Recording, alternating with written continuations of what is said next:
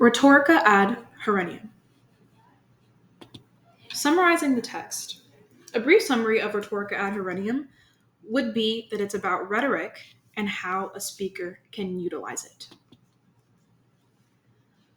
For a quality speech, the speaker must possess these 5 qualities or faculties called invention, arrangement, style, memory, and delivery.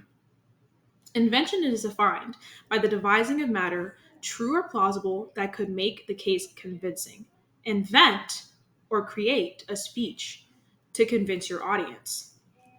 Arrangement is defined by the ordering and distribution of the matter or content, making clear the place in which things are going to be assigned. In other words, the order you say things makes a difference.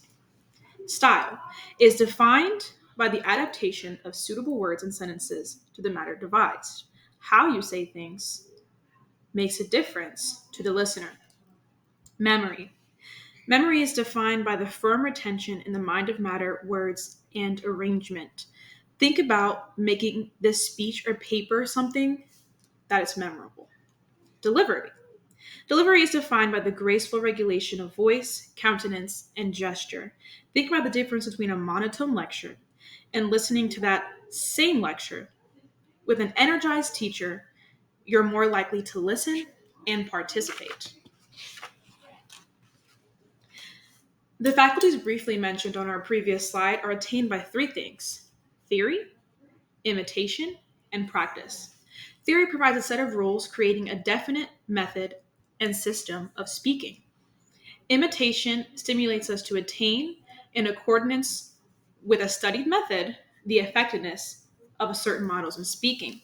For example, we think of imitation as the picture we have here on the right. When applied to speaking, this is similar, but instead of copying one's vernacular or words, we are implementing effective models of speaking into our speech or work. Practice is defined as assiduous exercise and experience in speaking, alluding to practice makes perfect by saying that having good experience allows you to persuade the audience with more ease, as well as an audience wanting to listen. Could we effectively use rhetoric without theory? A great answer to this question would be no, we cannot use rhetoric effectively without theory, because without the backing of rules and structure that theory provides, we cannot begin to use the tools intended for the successful use of rhetoric, being able to create a piece of writing, arrange it correctly, give it a viewpoint, make it memorable, or delivering it to our audience.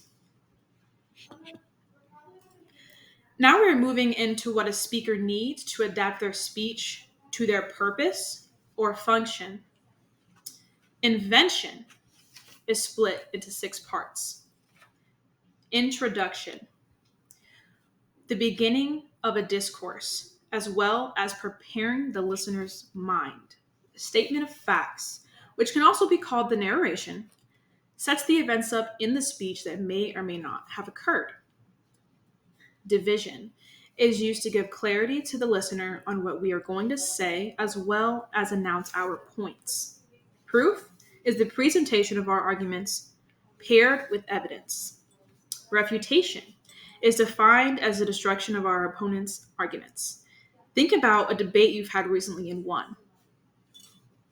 Conclusion is the end of the discourse, but we want to make sure it makes sense to the audience and wraps up well.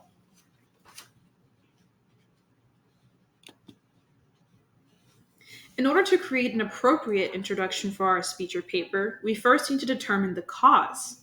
Cause is broken up into 4 parts. Honorable is used when we are trying to defend something worthy of defending by the majority or attack something that the majority dislikes. For example, we would defend a war hero but verbally attack a mass murderer. Discreditable. A cause is discreditable when something honorable is under attack and something discreditable is being defended. For example, the war hero and the mass murderer. If we're defending the murderer and attacking the hero, that information can be found discreditable. Doubtful. A doubtful cause is a mix between honorable and discreditable. So think of something that has potential to be honorable, but there isn't enough backing or evidence. If we think in the case of the war hero, imagine if we had no proof of their actual duties or actions in battle.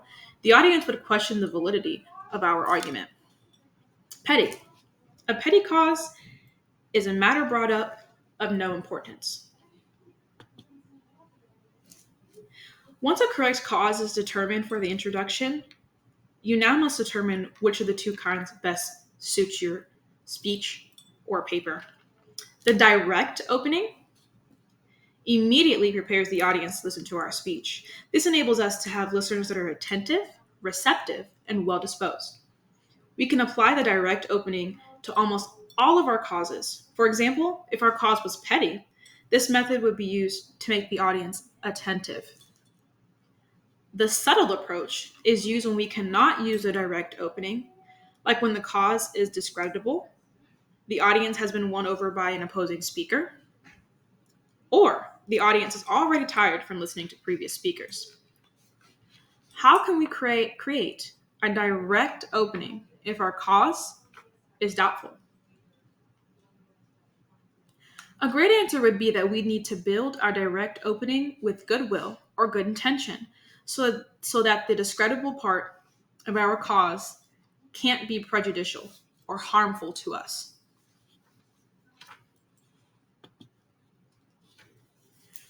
What can we do to have receptive listeners? The first step would be to briefly summarize the cause, making them attentive. We keep listeners attentive by promising to discuss important, new, and unusual matters related to the community, bring in the listeners themselves, and enumerating or mentioning the points we are to discuss.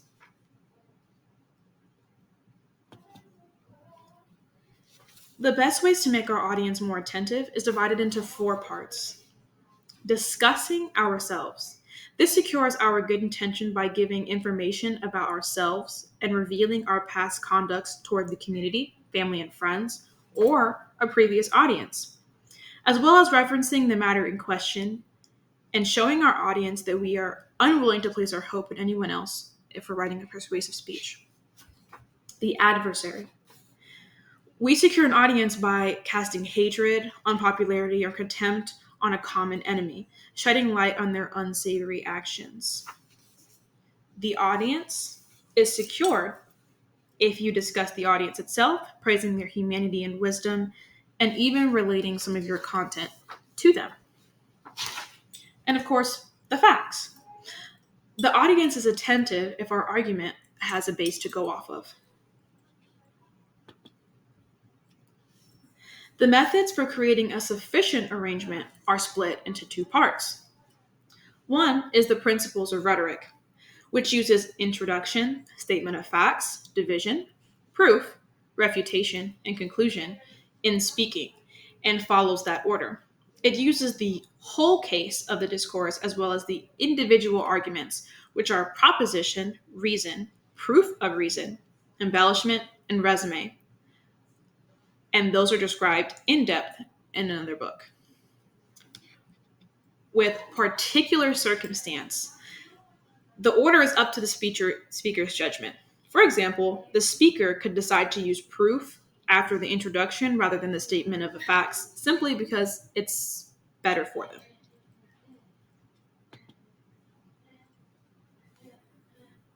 Using circumstance. There are a couple of different instances in which the speaker would forego the structure of the principles of rhetoric. If our cause seems so difficult that no one can listen to the introduction patiently, it would be beneficial to begin with the statement of facts. In the proof and refutation section, it is beneficial to place the strongest points at the beginning and at the end of the speech. Points that are inessential or the weakest on their own should be placed in the middle, but only if they are stronger in addition to other points. It is best to place strong points at the end, as the ending is the most committable to memory, which is why a speaker might want to place a nice strong point as a finishing point. And of course, our citations. Thank you so much for listening.